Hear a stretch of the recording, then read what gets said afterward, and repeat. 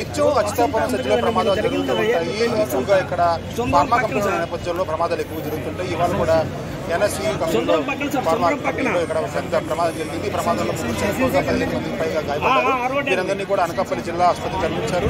ముఖ్యంగా చెప్పుకోవాలంటే కనుక అచ్యుతాపురం సజ్జలో దాదాపుగా ఇక్కడ దాదాపు ఒక 50 పైగా కంపెనీలు ఉన్నాయి. పలవాడ మొత్తం కూడా ఫార్మాసిటీ అంటారు. ఈ ఫార్మాసిటీలో దాదాపుగా ఈ నెహ్రూ ఫార్మాసిటీలో మొత్తం అంతా కూడా పెద్ద ఫార్మాసిటీ ఉంది. ఈ ఫార్మాసిటీలో నిత్యం ప్రమాదాలు జరుగుతుంటే కెమికల్ కంపెనీస్ కావచ్చు, ఫార్మా కంపెనీస్ కావచ్చు, ఇవన్నీ.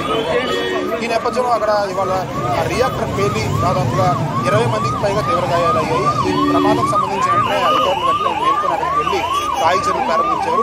ప్లాంట్ సిబ్బంది కూడా అక్కడ వాళ్ళకంతా అంటే మొత్తం యాజమాన్యం అంతా కూడా రావడంతో వాళ్ళందరికీ కూడా క్షతగాత్రులను ఇక్కడికి హాస్పిటల్ తరలించే నేపథ్యంలో ముగ్గురు దారిలో చనిపోయారు. ఈ దారిలో ముగ్గురు చనిపోతే వాళ్ళందరికీ కూడా వేరే హాస్పిటల్కి పంచనామా తరలించారు. అయితే ఎన్టీఆర్ హాస్పిటల్లో ఉన్న 15 మంది పరిస్థితి కూడా తీవ్రంగా విషమంగా ఉందని తెలుస్తుంది. మొత్తం పరవాడ ఫార్మసిటీలో కూడా 2 ప్రమాదాలు తరచు జరుగుతున్నప్పటికీ ఎలాంటి రక్షణ చర్యలు చేపట్టడం లేదు. వెంటనే ఫైర్ సేఫ్టీకి సంబంధించి చూస్తే కనుక వెంటనే అలర్ట్ అయ్యి వచ్చినప్పటికీ కూడా ప్రమాద తీవ్రత ఎక్కువగా ఉంటుందని చెప్తున్నారు. అంటే ప్రమాణాలు భద్రతా ప్రమాణాలు ఎక్కువగా పాటించట్లేదని చెప్పి ఒక ఆరోపణ అయితే ఎక్కువగా ఉంది. సేఫ్టీ ఫస్ట్ అలాగే వర్క్ నెక్స్ట్ అనే విషయాన్ని ఎక్కడ కూడా ఫార్మా కంపెనీలు పాటించలేదని ఈ నేపథ్యంలో తెలుస్తుంది.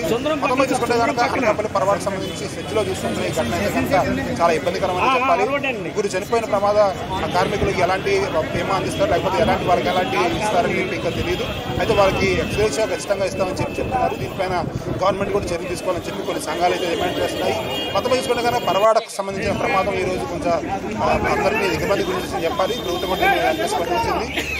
ఎవరైతే ఈ 15 మంది గాయపడ్డారో వాళ్ళందరికీ కూడా మంచి చికిత్స అందించాలని చెప్పారు. మెరుగైన చికిత్స కోసం విశాఖపట్నం కూడా తరలించాలని చెప్పారు. అనకాపల్లి ఎన్టీఆర్ హాస్పిటల్ నుంచి విశాఖపట్నం కూడా తరలించి అక్కడ మెరుగైన వైద్యం అందించాలని కూడా ప్రభుత్వం సూచించింది.